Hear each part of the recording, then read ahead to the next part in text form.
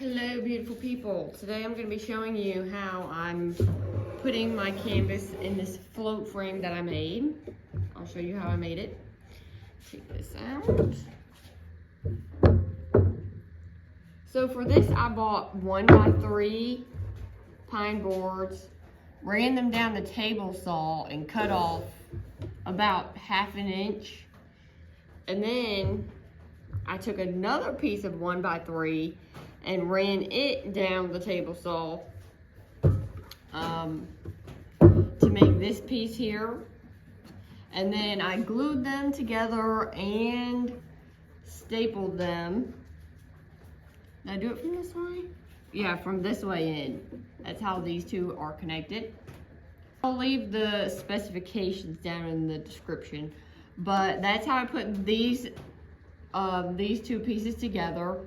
And then I cut them at 45, and I did staple them, not staple, but ran a nail through this end connecting them. But I wish I hadn't have done that, because now you see these holes. I tried to fill it with stainable putty, but you can still see it. So what I wish I would have done was through the back here, just put a staple through the back. I also glued the corners, which is really all you need is some glue. But I will be hanging these with a wire, so that's why I wanted to have that extra support. I left about, it's a little less than 1/4 inch gap. Let me place my canvas in. It's about 1/4 inch. If your math isn't spot on, you will have gaps that are a little bigger around the edges, which is just something you just gotta accept if you're gonna do it yourself, okay? Let's get a closer look at what we're talking about here. Okay, it's about to get real technical, y'all. Just kidding. Grab some cardboard, okay? These are fairly thick pieces of cardboard, and I put 2 on each side, normally in the corners, okay? I'm gonna keep doing that around the whole thing. If I can, might have to scoot it back. Like I said, if your cuts aren't perfect, it's not going to be the same all the way around, unfortunately.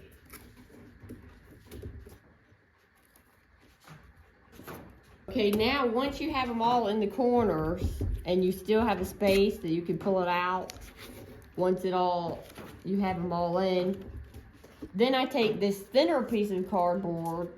I've used these a few times, clearly, but I take that thinner piece and simultaneously put one on each side. Can you see that? See if you can see that other side. Okay, that's a little better, I think. So sorry. Okay, so I simultaneously put one on each side. So this one can come this way a little bit. And once I got them both in, then I know I'm good.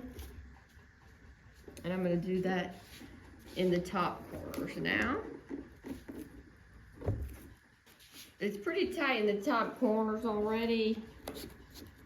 If you can't move it too well, get something flat you could stick down in here, just a little ruler. I'm gonna have to push it this way a little. Let's see if I can. And now I can stick in my other little piece.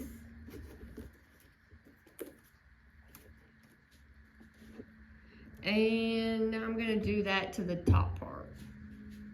Once you've looked at every corner and made sure it's all the same gap, you can measure the gap to be sure. I get it to the edge of the table here.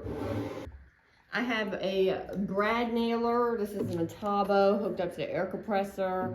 I have 1.5 inch brad nails, and I'm gonna go to the back and put in a nail.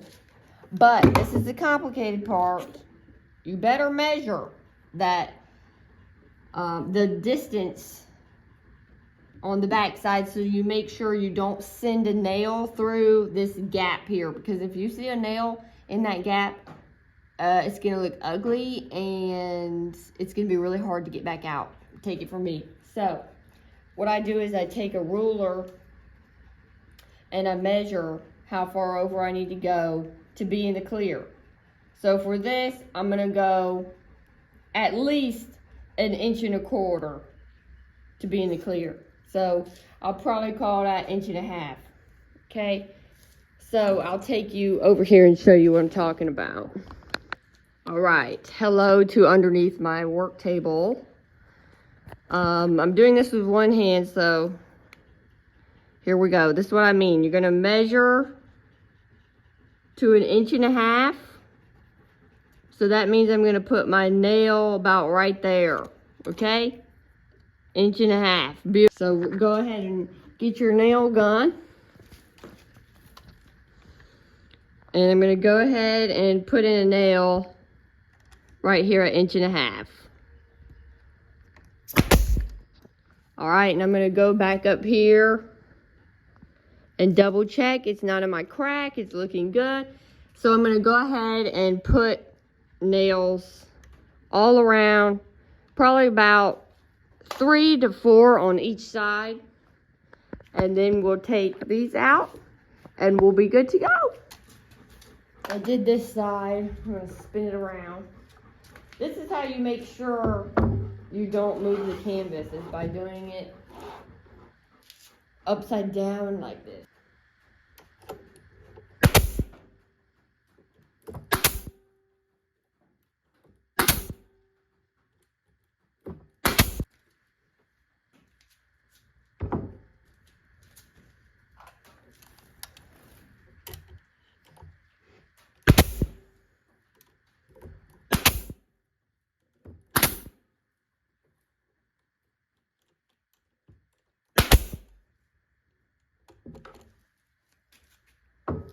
And I think this is our last side. We might have already done this one. Nope, last side.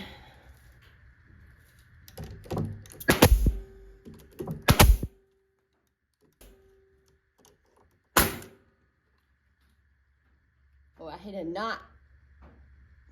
That's it, folks. Now you want to take out your cardboard. See, it's not that complicated, guys. All right, and let's see the finished product.